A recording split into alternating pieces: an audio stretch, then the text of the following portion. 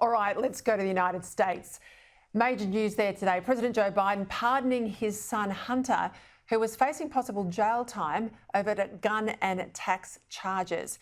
In a statement, the president said the charges in his cases came about only after several of my political opponents in Congress instigated them to attack me and oppose my election.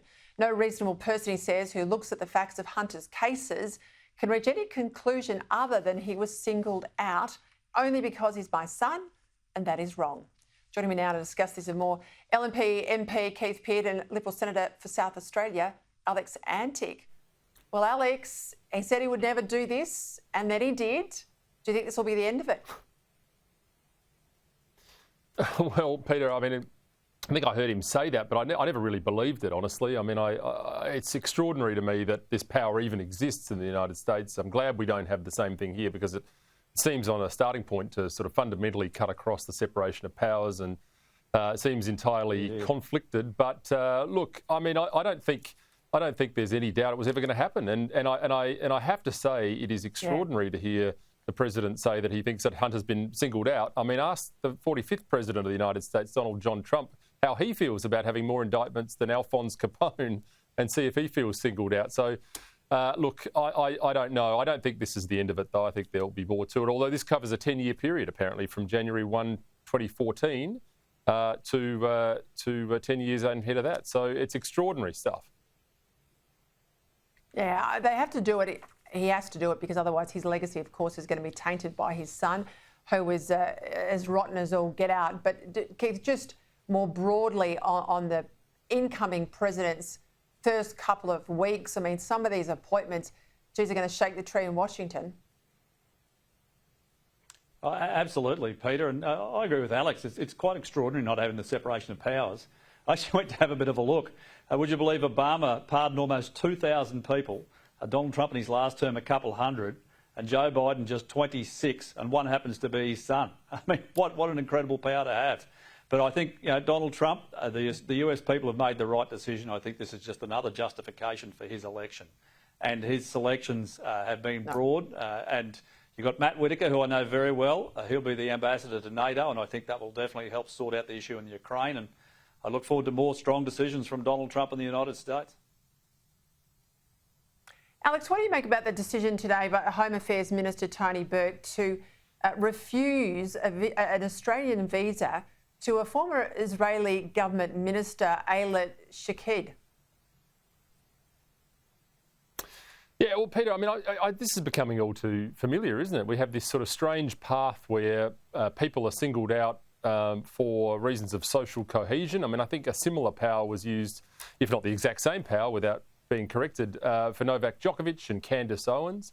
Novak Djokovic, of course, came through the middle of COVID, and you can see how this power can be used in terms of the minister's own subjective opinion in many respects as to what is going to harm society. Now, I mean, I take the view, I would rather hear what people have got to say, regardless of whether or not I'm offended by it or not. I just think this is a very, very dangerous way to go. And so I think, I mean, freedom of speech is finite. I get it. You can't have people calling for, you know, killings and murders and all the rest of it. We all agree with that. But you start entering into dangerous territory when you start denying people visas on these grounds, I reckon. Look, I share that view. Let's go to Queensland, up your way. Homestyle Bake, Keith, has warned that manufacturing in this country is being priced out of existence. This is a business that now pays 200% more for gas and around 300% more for electricity than it did just 3 years ago. It comes as South Australia scrambles to restart 2 diesel power plants to shore up its energy supply, with Victoria and New South Wales also facing possible gas shortages as early as winter 2026, unless we, a gas-rich country, import more gas. Victoria, of course, plenty of gas in the ground. We just don't have a government that allows us to get it out. Well, Peter, none of those 4 or 5 items sound like a $275 reduction to me. Not one of them. And guess what? It impacts directly our food supply into Australia and what things cost. And once again, it will make international companies more competitive. If I remember correctly, in the US, their gas price is around $3 a gigajoule. I mean, that's US dollars, obviously.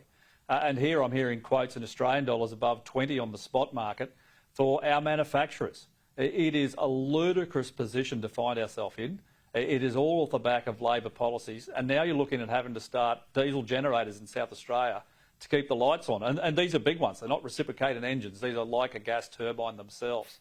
So once again, across the board, state, federal Labor governments, it is their policies that are driving the Australian people to the wall on cost of living. We will have less manufacturers, not more, under this Labor government. Alex, the ACTU want to make more rights to work from home an election issue. I can't believe you could be that lucky, surely.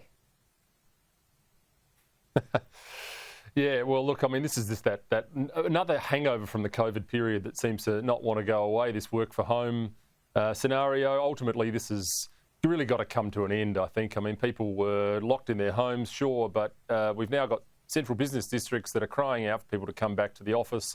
And, I mean, look, where does the ACTU go when it has prosecuted every legitimate argument perhaps twice over? Well, it looks to work from home because everyone wants to work in their pyjamas. It's got to end. I mean, businesses have a right to have people in their offices.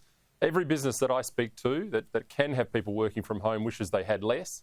And I think it's, I mean, I very happily tackle that one in the lead up to an election. You're quite right about that.